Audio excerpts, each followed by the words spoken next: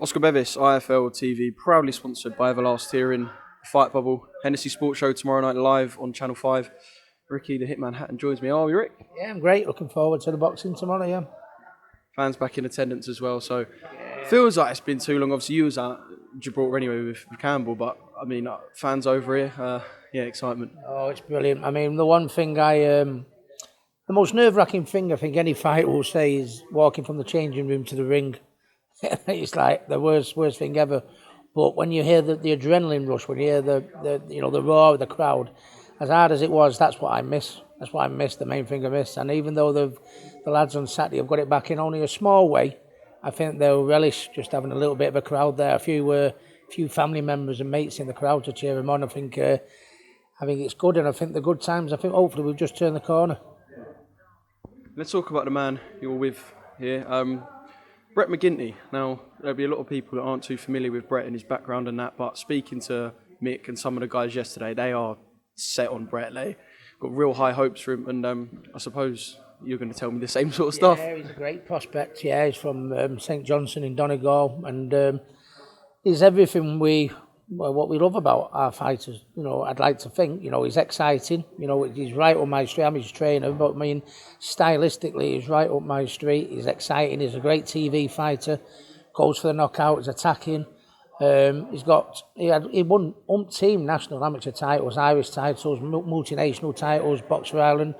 I think he got a Commonwealth Youth Gold. You know what I mean? And bearing in mind he's got a typical pro style, to have that much success as an amateur with a pro style, I think shows he's a little bit more than just a come forward body puncher attacking fighter. Which, given time, I think he'll show. I think he's going to be a champion without doubt. Yeah. And I can see sort of where the buzz must be for you. Obviously, I remember speaking to you about Ibrahim Nadeem in the matchroom bubble early on in his career. Same with Brett. So I suppose for you, it's seeing that in someone and then trying to mould them. That's where the buzz comes from you, I suppose. Yeah, it is. And the one thing about Brett, and I think I speak for all my lads in the gym, with there being, if you're not under contract to someone or under contract to a promoter, obviously, with there being no crowds, you're not getting any work. You know what I mean? If you're on a ticket deal, how can you get any work with no crowd? So a couple of lads in my gym, Bradley Rhea, Ibrahim Nadeem, who haven't got a contract per se, I said, listen, lad, just stay in the gym. I know it's difficult. Keep ticking over, keep improving your strength, your stamina, your technique. Stay there. And if you get a phone call, you'll be in a position to take advantage of it. And Brad Rhea did. He won his fight against another unbeaten prospect. Ibrahim Nadeem had to step up against Phillips and put the best performance in of his life. And Brett McGinty, this will be his second fight of his pro career, and he's going to be on terrestrial television live in his second fight. Again, he's fighting again in July. So we've been very, very fortunate in my camp that we've been able to get a bit of work, but there's a lot of promoters out there. Our sport's done better than most, to be honest with you. I think you've got the likes of Eddie Hearn, you've got Frank Warren, you've got Mick Hennessy, you've got MTK, who have been putting regular shows on the, out there, for the lads to get some work. Just difficult for the lads that aren't under contract because they're waiting for crowds to open. But hopefully, don't worry, lads. I think we'll turn a corner, and I think there's going to be a bit of work coming for you. I bloody hope so. I enjoyed the first couple of shows when you can hear the corners and the punches landing and that. But I know what you mean. We need the raw. Just one more thing on Brett. We know how Ireland back their fighters. They've had stars of the past. They've got stars now. Mick Conlon, mega over there, and can do the numbers in the States as well. But do they need another front runner? Do they need another face? And I suppose with Brett, that's where you'll want to take him. Does Ireland need like another front and centre sort of guy? Well, we've got so many great fights. Conlon, one of them, as you just mentioned there, and we've had Cal Frampton that was just recently retired and passed on. But it's nice to see, you've got the conveyor belt coming up behind them wonderful, great history in Irish boxing. As I mentioned, Cal Frampton, the latest one to retire. But it's nice to see the conveyor belt, Conlon. I think Brett McGinty, I think McKenna on the undercard has got a great future. And the exciting thing is Mick Hennessy wants to build McGinty and McKenna up. Well, given time, goes without showing, and hopefully taking him to Brett's hometown, Donegal, to top the bill there. All in good time. But I mean, that's what Brett's aim to be, which is to top the bill in his hometown. And good times for Irish boxing again. They've always had a massive tradition of champions and great fighters that have done the country proud. But I think I speak for Irish fight fans. It's nice for Irish boxing to see the conveyor belt coming up behind to fill them champions of old's boots. Yeah. Right, Fury, Joshua Fury, whatever. Arbitration, Wilder. Just throw loads of words at you. From a British standpoint, obviously disappointing. We'll talk in a bit more detail about what will come after, but just your original thoughts when you saw that. It was always in the background. We were sort of told it weren't threatening, really, but it looks like now Joshua and Fury will be pushed back and they'll have more hurdles in the way. Just disappointment. I'm sick of being, and this is no pop at you, I've been sick of being asked a fucking question. What do you think? You know, this fight has been in the make, I think, for 5 years. For 5 years, and Tyson has always beat the drum of how he wants it, and I generally believe he does.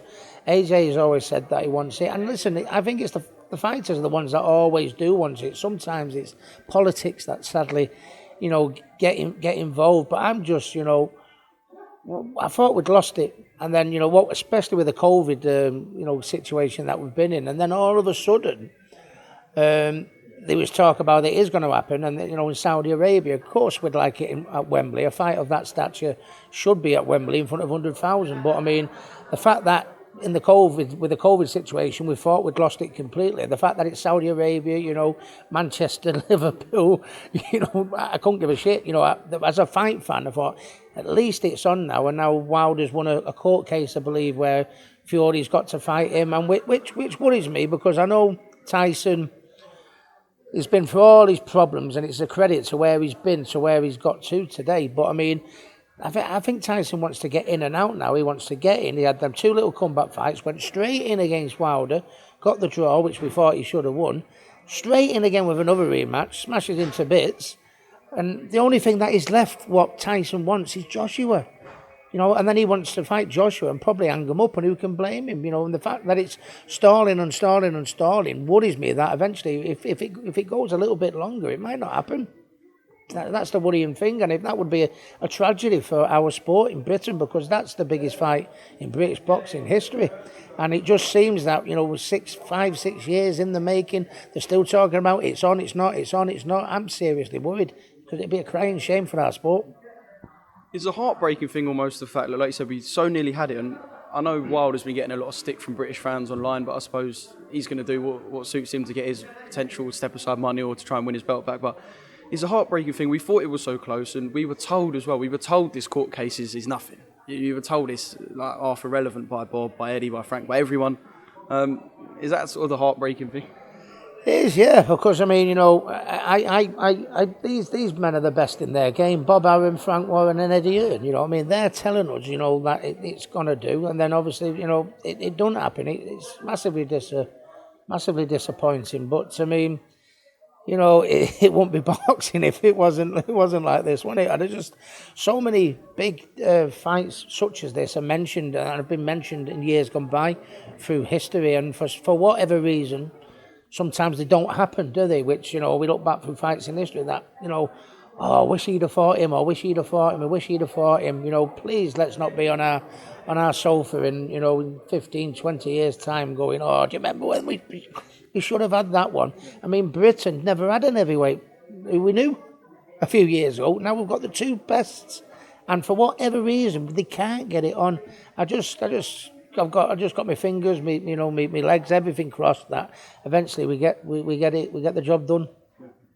And like I said, I know Wilder's been getting a lot of stick, but I suppose if you look from his perspective, there's no blame, isn't there? Yeah. What he's going to do, but I think when you have a rematch clause in a contract, surely I think there might have to be a different rule brought out that surely it depends on the performance to whether you get the rematch. Because no disrespect to Deontay, you know what I mean? You know, big admirer of Deontay Wilder.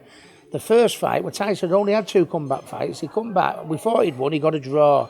And then he come back the next fight and knocked him into the middle of next week. No disrespect, he did. So, not being awful, you know, I don't blame Deontay for playing his hand and doing what he does. Who wants to see a 3rd fight? We don't want to see a 3rd fight, you know what I mean? I thought he beat him twice. Do you know what I mean? I don't want to see a 3rd fight. I want to see, and I think for any boxing fan in world boxing, not just British boxing, do you want to see Fury and Wilder again, or do you want to see Ant Joshua and what's the name? But we've got a rematch clause, so we've got to do it. I think these rematch clauses need to be looked into a little bit deeper. Do you see where I'm coming from a bit? Yeah. Well, you must have broke down Fury Wilder 100 times, and I know you're going to get asked to break down Joshua Fury another 100 times when it comes round. But Joshua Usyk, I suppose with the original first two Fury Wilder fights, we've lived the buzz a bit, and I suppose we'll get a buzz nearer the time for the third. But this is an exciting fight for Joshua in response, I suppose, and a big hurdle as well. Yeah, I mean, to be honest, if for whatever reason the fight, doesn't take place, you can't blame AJ for the choice of opponent that's coming in behind it, can you? That's and I think, the big payday for AJ and Tyson is the Joshua Fury fight.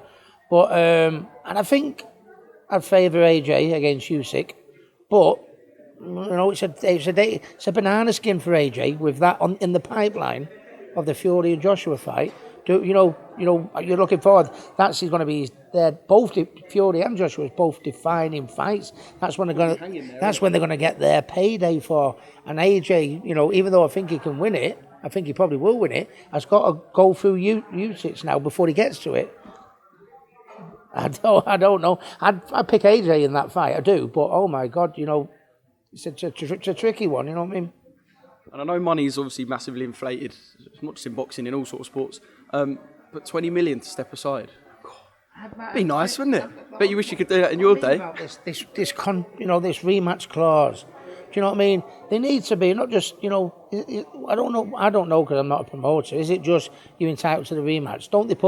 Shouldn't they be, a little few underlines, to say, yeah, but, you can only step aside for this much. It depends on your performance. If you're an impressive performer. Not if you get stopped, potentially. If you get stopped, you get. It was a mismatch, the second one, no disrespect. It was a mismatch. And he's in a position where he can ask for 20 million. Oh my God, I wish I'd have signed a few more fucking rematch clauses. I tell you what. Oh my God. But I just think, listen, no blame to Wilder there. He's going to do what he's going to do. But I think boxing or promoters have to look into that. If you're going to get a rematch clause, let's put things into perspective a bit. Canelo and Billy Joe, obviously disappointing for Billy in the end, and disappointing in the manner it ended as well, because Billy was performing very well. Some people had him drawing 1 down, 1 up. It was close. Disappointing night for Billy, but again, just seeing what a monster Canelo is. Yeah, there wasn't much in it, to be honest with you. Billy was having his successes. It didn't seem to be. He was outboxing him well at times. Didn't seem to be hurting him or putting a dent in him. Canelo looked like he could put his foot on the gas. When he put his foot on the gas, he looked typical, the usual monster that we know him to be.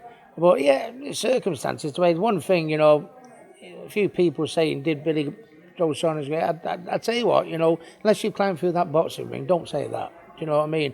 And I know how long Billy Joe was, even though he's a 2-weight world champion, WBO 2-weight world champion. I know he's been waiting so long, for a defining fight for that big name. And I tell you what, there's absolutely no way. There's no quitting Billy Joe Saunders. As long as I've got hold in my arse, do you know what I mean? It's, sometimes, it's up to the corner maybe to because the fighters are brave, it's for the corners to step in. And that's what I believe what happened with Mr. Sims. He stepped in and stopped the fight. And that, and he knows, he's experienced enough. He knows what, whether Billy was with the eye injury and, everything that was going on, pull him out, live to fight another day. That's what this game's all about. Because, Canelo looked like there was still a lot of boxing left in that fight. And Canelo seemed to be getting stronger and stronger. And I think it was the right move. And I think anyone who's pointing the finger at Billy Joe Saunders wants to have a look at themselves. He was outboxing him, was picking off. He might have been able to maintain that for the full 12 if he hadn't got the eye injury. We don't know that. He certainly showed in them early rounds until the fight was stopped that it was well worth his shot, and he did some of the in some of the best work that's ever been done against Canelo there. So you've got to give him the benefit of the doubt. He more than deserved it. Maybe he does deserve a rematch. I think if they put a rematch in the way it ended, the fact that it was nip and tuck on the cards and Billy Joe was, in a couple of rounds leading him a bit of a merry dance at times, yeah, he may have looked like he could have not put his foot on the gas in that, but he might not have done. you know what I mean? Billy was making him miss, picking him off. No, I think people would pay to watch that again.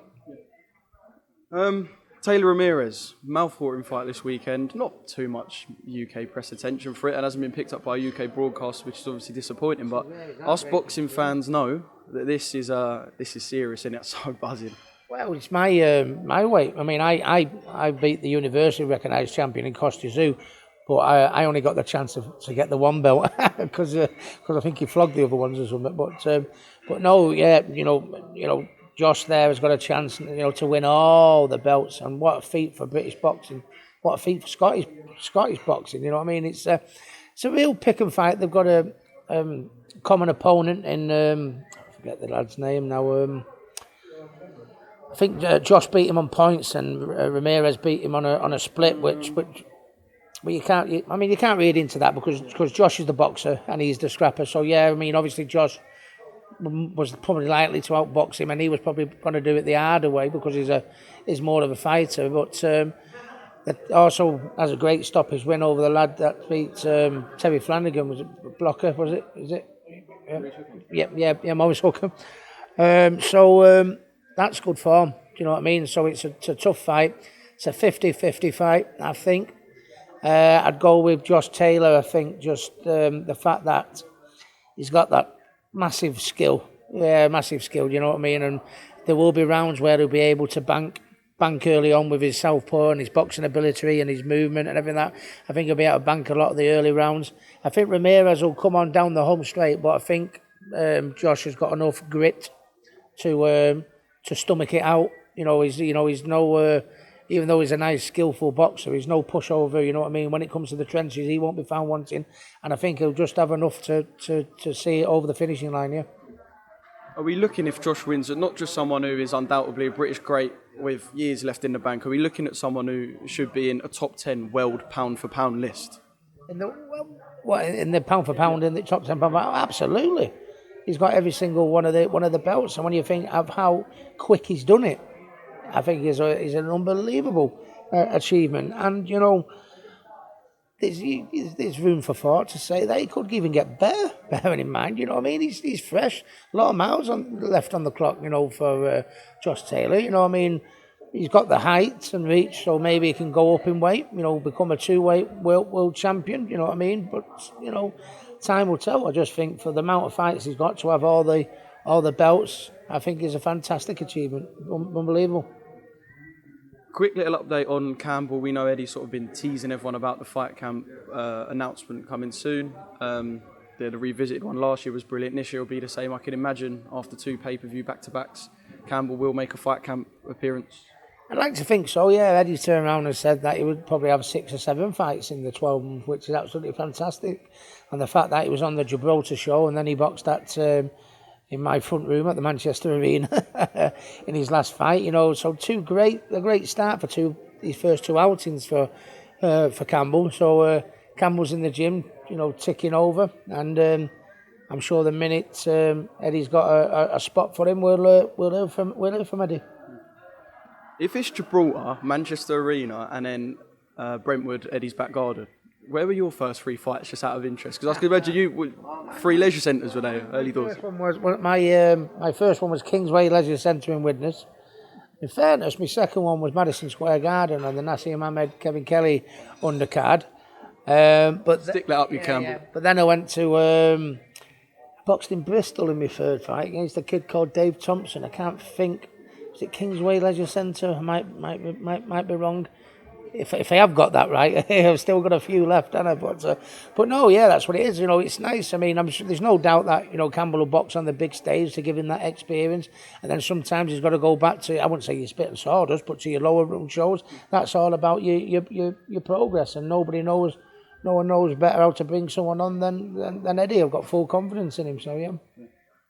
And I can't let you go without asking you about next Saturday. How are the nerves? I'm absolutely bricking it.